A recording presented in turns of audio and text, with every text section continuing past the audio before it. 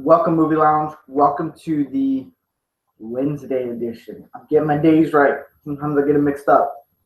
But we're going to talk about film editing, something that I really enjoy a lot. It's one of the few things I actually like doing because it's more creative in my sense. So, and if you guys have any questions or you want to be a part of the conversation, please leave a comment down below. And I'm more than welcome to stop what I'm talking about and talking and engaging with you guys. Like, I think that is something I would like to do because it's more engaging. It allows the audience to be a part of the show. So, yeah, let's get down to it. So, yeah, again, if you guys want to add comments and stuff, like, by all means, go for it. So here goes.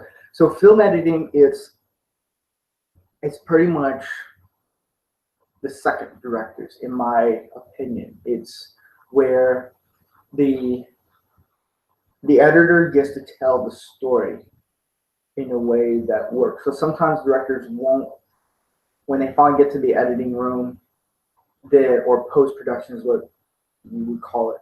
Once the director gets there, then he may see something totally different, and the editor may see a certain shot that works better and be like, hey, this would work better. And sometimes if the director and editor are on the same page, it's kind of mutual respect. It's like, okay, you know what you're doing. And a lot of directors have editors that they will hire personally to come on board. I know Steven Spielberg has them, I think Ridley Scott, and then Peter Jackson has editors that he handpicks, that he knows and he's worked with. So it's very like, it's like a bond, really, because the editor is there to kind of be like, hey, this isn't going to work. Or the director's like, hey, I want to do this. The editor will most likely be like, okay, let's give it a shot. If we can fix things in it, then let's do that. So it does come down to a lot of creativity. And when I was in college back in 2008 to 2010 is when I went to film school. In that period of time, there's a big debate of which editing software is what people would use. Some people say Avid, some people say Final Cut Pro, and some people say Adobe. I'm more on the Adobe Premiere Pro because I've learned it, and it comes down to like what you were taught on. And most colleges will teach on Final Cut Pro or iMovie, which, by the way, if you make any film on iMovie, just step away from it. Just step away. That is the nicest way I can approach it. And just go to like Final Cut Pro if you want, or Adobe, or even if you really want to challenge yourself, do Avid. Avid is more of a backwards way of editing. I never really liked Avid because it was just, everything else was so backwards. And I'm coming from Adobe, so it's like, okay, I'm doing it this way, now I have to do it the other way. But a lot of the mainstream Hollywood uses Avid because it's so vast. It's so much more. You can do a lot with Avid. I know Adobe's catching up. Adobe's up there.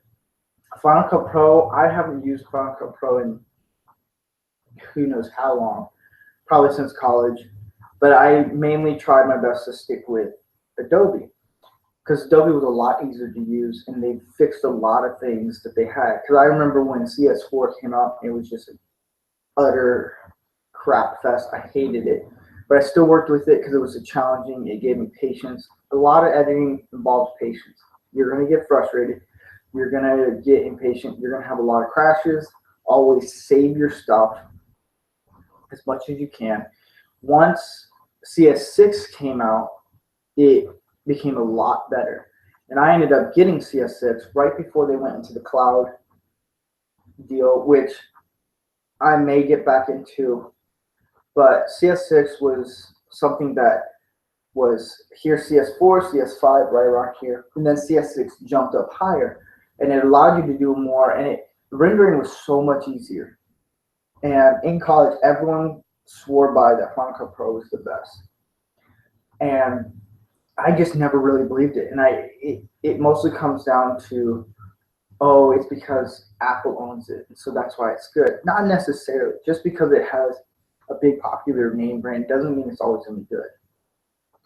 That it comes down to more of reliability and the credibility of the company that makes the editing software. And I think now Apple kind of separated. Final Cut Pro isn't fully, it's owned by someone else. I'm not quite sure. That could have been just a rumor or something. Apple may still, if you guys want to correct me on that, go for it. I'm not quite sure. But one of the things, and that was another thing, it became kind of like a debate, kind of like Mac versus PC, or Xbox versus PC, or PS3, or PC versus the gaming console. It became one of those like really annoying debates. And this is how you can tell the difference between each editing softwares. Because I had an editing professor that told me, if you're going to make an independent film, go with Final Cut Pro. If you're going to make a higher end budget, that you have a budget and you can do more things with, do Adobe. If you're doing like a huge like mega blockbuster movie, Avid is more of that style. So it's more of editing softwares that fit in each category. And I've seen one person, this is the only time I've ever seen it, someone used iMovie and did like, for the final project, did a really good job. Then you find out they used Adobe Premiere for a lot of the stuff. And they just took some shots and then they put it all together. Like, because I know you can't take Adobe and dump it onto iMovie. It's not that compatible. But what the person did was they took the simple shots and edited them together, rendered it, and had it done. Then they took that on a PC. Then they did the more complex editing. And then finally on Adobe, she formatted the file to the right side and then compiled it together. Definitely cheated a little bit, making us think that iMovie did all these cool things. And that was a frustrating thing because it wasn't like they didn't use what they did. But at the same time, if you're able to do editing on one thing and then editing on another thing, that's totally cool. And I know with Adobe, you can edit on PC and then take it to Mac, as far as I understand. They've made it very compatible. If you have Adobe on your Mac, you can do that, and I think it's in the cloud.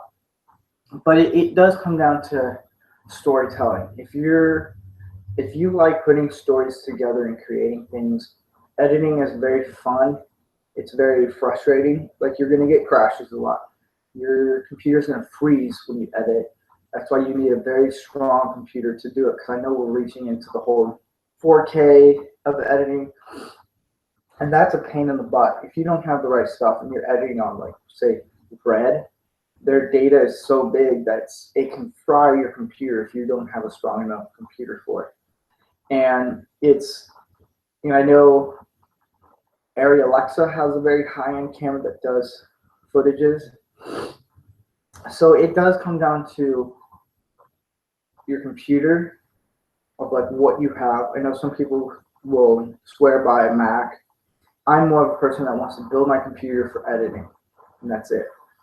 And you can build, if you want to do, I want a good graphics card in the computer, but I'll have my external hard drives built up separate. You can do that. I like adding both together and then having external hard drives built around it. So you don't need a high-end screen, a high-end monitor. I recommend like a 32-inch monitor, and it doesn't have to be a 4K monitor. You can be a 1080, but just enough to where you can actually see. Because I know once you get into color correcting, you need a pretty good screen so you can actually edit and see what you're color correcting. And I know that there's DaVinci Code has a really good color correcting, and then I'm not sure on Adobe. I've always had a problem with their color grading system. I think they fixed it up, but definitely DaVinci Code is a really good software to use. So yeah, that's the gist of this in a nutshell. So, and then if you guys want to have another topic we can talk about, definitely let me know, and then we'll do more of those. And then, yeah, so if you want, you can leave a comment down below, or you can go to our Facebook page, or you can find us on YouTube, like here, or on VidMe. Have a good day.